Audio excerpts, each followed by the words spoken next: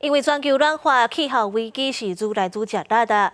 最近，印度、越南甲也门拢因为上大雨造水灾，印度雨量创下10年来上悬的纪录。越南有400公顷的果子园去雨水淹去，那也门有16万人，那像是为着可勒达落土症。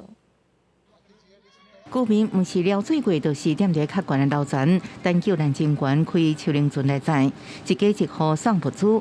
印度连续几啊天遭到暴雨，引起的大水池，古查拉地方夺走28条人命，沿海都市有18000多人受伤。当地的降雨量达到269.9毫米，创近10年的新纪录。古查拉地方也因为这摆水情，真侪国旗雨大水冲入去市区，当地林务官员救一只15英尺长的国旗。 अभी आज तक हमारे पास 10 क्रोकोडाइल हमने रेस्क्यू किया है, इसमें से 2 रिलीज किया है और 8 हमारे पास अभी है।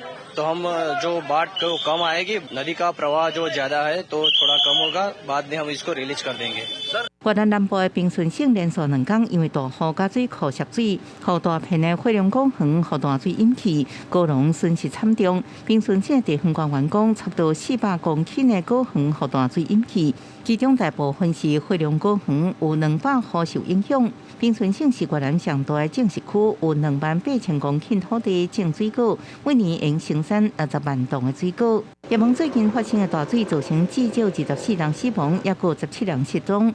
根据联合国报告，严重大水致使1020个家庭受影响，失去家园和财产，数十栋的厝被摧毁。 حصلت أمطار غزيرة تحت فوق البيت ودقيق الغرق ملابسنا غرقت تعايدنا كسرت يعني من شدة الأمطار ولا أحد انتبه لنا لا منظمة ولا شيء ولا انتبهوا لنا أي حاجة انهار البيت فوقنا. 根据法新社报道，因为大水和大雨，几百个疑似感染老土症的患者进入病院。根据联合国统计，也门全国将近164000件疑似老土症的病例。若无加强应对措施，这数字刷去几礼拜可能会上悬到25万。